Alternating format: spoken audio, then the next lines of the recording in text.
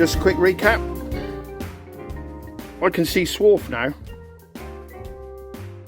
So I know this drill, I've replaced the drill. I know that drill is beginning to cut, which is a good thing. I will continue and we'll see how we go. Hi folks.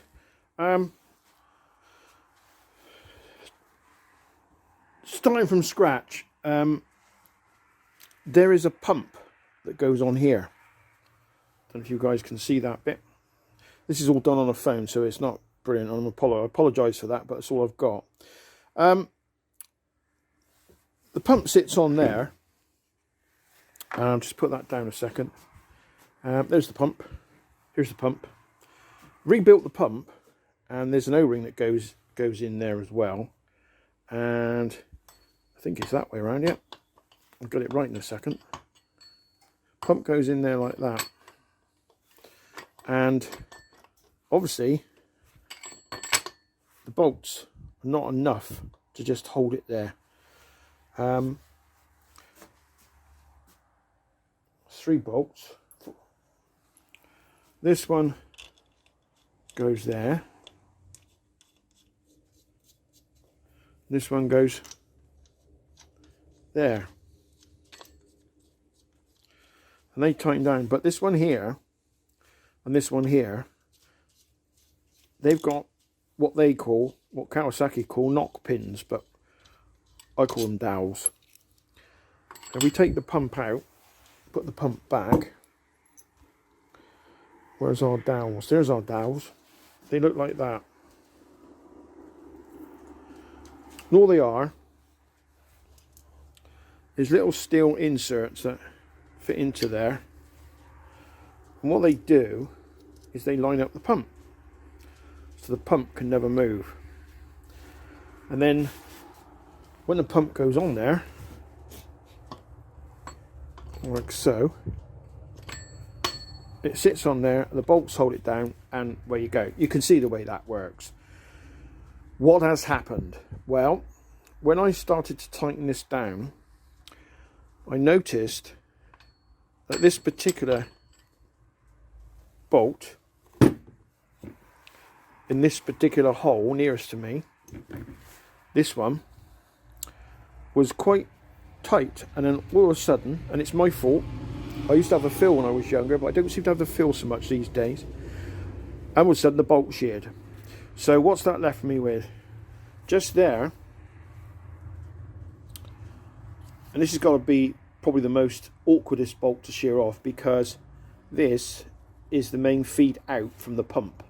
Pulls it out from the sump, pushes it in there, and then feeds it through the filter and then up around the engine. We'll get that right in a minute. So if you look down there, I don't know if you can see this, guys. Can you see that?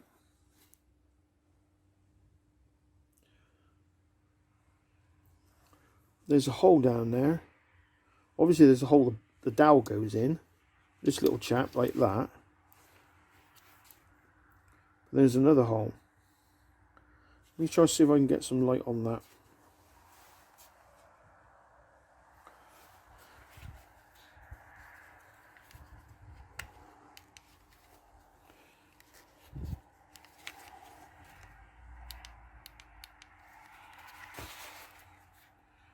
Can you see that?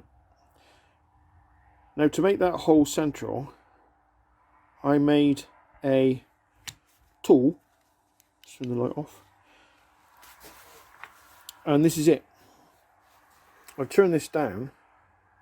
Now, obviously, you need a lathe for this, and I'm lucky enough to have a lathe. So I've turned this down out of a piece of bar steel. It was an old main shaft of a radio control helicopter which I used to fly, and these mount up over the years. Parts mount up. What I've done is I've drilled a hole down there. See if it'll focus. Let's put it down there a second. Drill a hole down there, 2 mil. And the idea is that goes in there like that, and we hold it with the mole grips on the flats, and that then allows me to drill in the center of the sheared off bolt. Now it's important to get it center, and the reason it's important is because if we try and use a stud extractor, we want the stud extractor to bite in the center of the hole, and hopefully it may work in pulling or unscrewing the stud that's broken off. We need to try that later.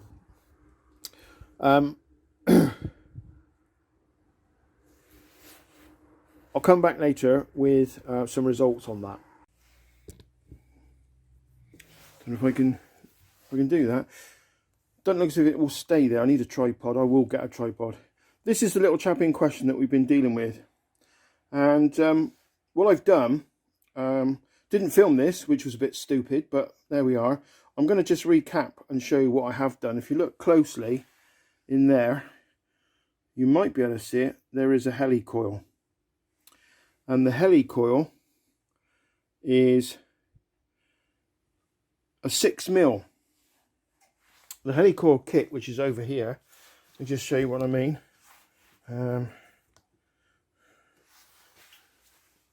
Just get the helicoil kit. Now I expect most of you know what this is anyway. You'll probably use one yourself, or you may not, who knows. But just to recap for the ones that haven't, all it is really, it's quite a clever little system. What it does, it allows you to open up the hole by drilling it out, and you drill it out to the actual drill you use for the kit. And the idea being this is slightly over 6mm. Like for example, if I get my vernier gauge and we look at that, whereas a normal 6mm drill, that is 6.2. So it's 0.2mm over 6. And the reason being is because once that's drilled, the hole's drilled, and we've used that drill, we then go down through that with this tap. And this tap is slightly over 6mm again. And the idea is it cuts the thread in the hole, and then you insert one of these. And this is a little stainless steel. I don't know if you guys can see that. It's a little stainless steel spring. It looks like a spring, but you can see it's got a funny little tail there. Well, you turn it upside down, and what you do is you put this tool inside it like that, and if you look carefully, it slots into that. So now you've got that. Well, when you screw it, of course, into the thread that the tap's made, it gives you your 6mm thread back. Very clever idea. Quite old now, but it works very well. And it's not unusual for some of the classic bikes where you might have to do this quite a lot. I'm going to take you across to the job. So what I've done, if we look here, if I can get the camera right. Sorry for all the messing about with the camera. Let's see where we are. Yeah, if you look down there, you can just see the tail there. Now that's come up a bit when I undone the bolt, but I only undone the bolt to show you guys the way it all works. So now I'm going to put it back. So hopefully I can try and film this, and I'll try and do it one-handed so you can see exactly what's going on. So there's the pump. This is the pump. I'm going to get the dowels, that dowel out, put it in there, because if you look closely at the dowel, one end is tapered. This has got a chamfer on it, so it lines up. So we'll put that one in there. The O-ring's already there. Okay, the O-ring's been squashed a little bit, but it's a new O-ring. It'll be fine. That's higher than the surface, so that will seal. And this is very important because the oil is pulled up from the pump, from the sump, and that is the first port of call as to where the oil is transferred. So it's pulled in up through the sump. Bear in mind the engine's upside down. It's pulled up through here, filtered out just with a rough gauze filter, goes into the two gears that drive the pump, or drive the actual sucking of the oil, puts it into this chamber here, and from there it goes into the, and it comes out through there. I don't know if you can see that hole there. Comes out through there, and it goes into the filter case. And then that basically filters the oil a lot greater than just this gauze. And then it gets pumped all around the oilways and all channels around the engine. Quite a clever idea. And of course, it only runs, I think it only runs at 2.5 kilograms per 2.5. Can't remember what the pressure is, but it's very low pressure. It's in the book, I'll check that out. But it's very low pressure, and it doesn't need a lot of pressure because of the design of the crankshaft. I think it's to do with the fact that it's using roller bearings in the crank, which you can just see down there. You can't see the bearings, but it uses roller bearings, which of course, once the pressure's up, it just basically gets constant lube all the time, as does some of the gearboxes, gearbox components, clutch, all the rest of it. So it's quite a clever idea. Anyway, let's see if we can tighten this down. I don't know if you can see me do this. Put the bolts in. That's the front one. The back one. That's weird, looking at the camera and trying to do it. And there's that one there. So I'm going to try and just nip these down a little bit. And the trick is here is to do them equally. So let's use my, yep, there we go.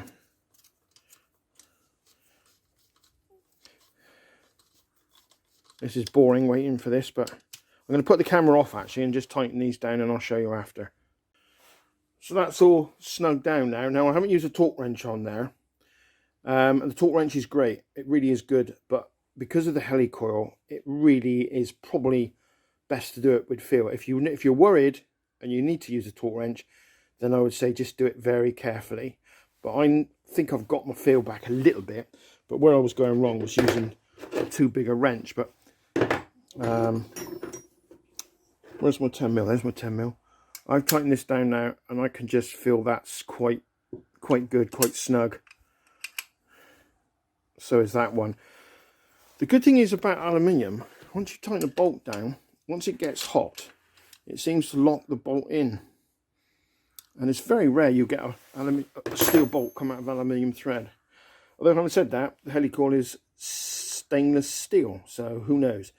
But I've used these before and I've never seen one come out. So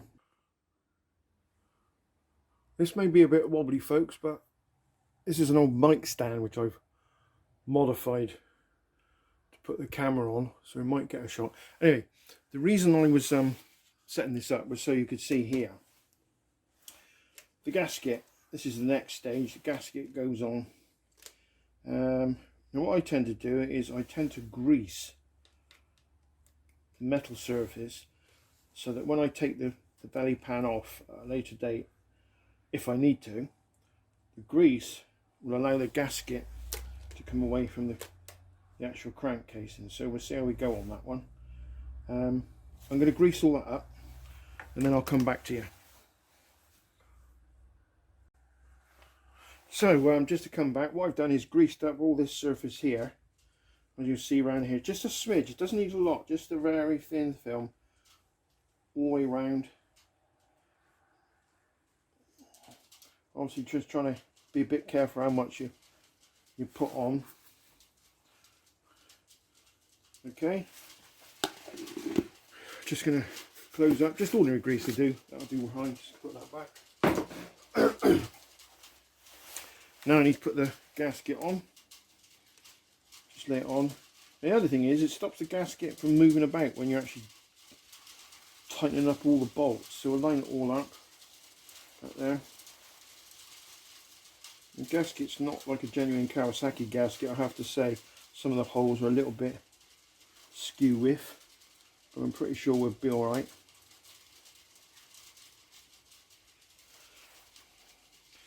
That's okay,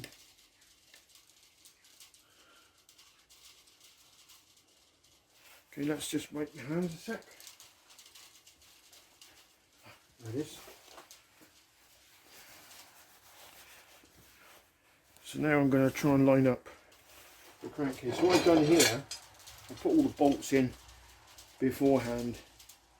They're not new bolts. maybe there's an argument to use new bolts, but we'll see how we go. What I tend to do here is use a spike. If any of the bolts don't pick up on the threads, is just wiggle it around a little bit to line it up. That one there's not lined up. It's lined up. Let's just see if we can get all the bolts. That one's not quite right. Give it a little wriggle.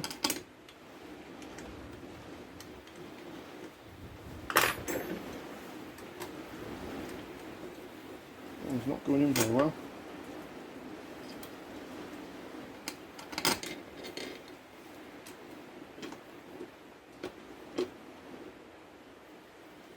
There he's in. And then don't be tempted to use an impact gun on this, because you will strip the threads. Just get some feel. Impact guns are great, they got their place, but not when you tighten a steel bolt into aluminium, especially one that's nearly 37 years of age, or the casing I should say, at 37 years of age. That was a little bit tight, but he's going in. He's going in. That's better. Of course, the tighter it is, it can mess up your torque. If you do use a torque wrench, it can mess it up because you think you're getting the right settings, and the tightness of the bolt is basically lying to you. So you want to be careful of that. So I think feel is good.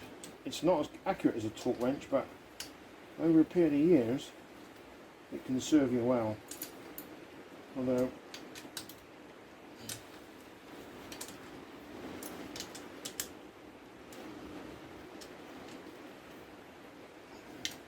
just snugging them a little bit harder, and then I'm going to go around and do the final snug.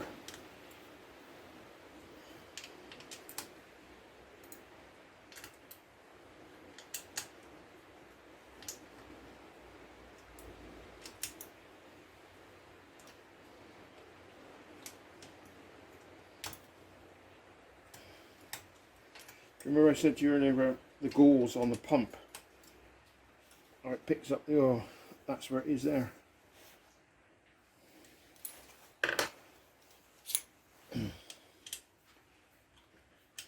Now I'm going to use a little wrench. Now this is where I made a mistake when I stripped a thread. Instead of using this one,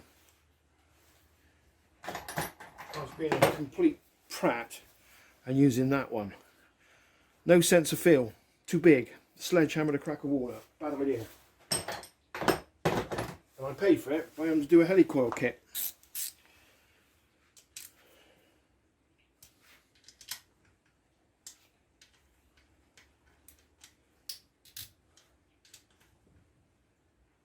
Don't need to tighten them up too much. These are a bit loose. Didn't snug that one down previous run. That's nice. It's nice. Nice. Nice. That felt a little bit suspect then. Wouldn't go too mad with that one.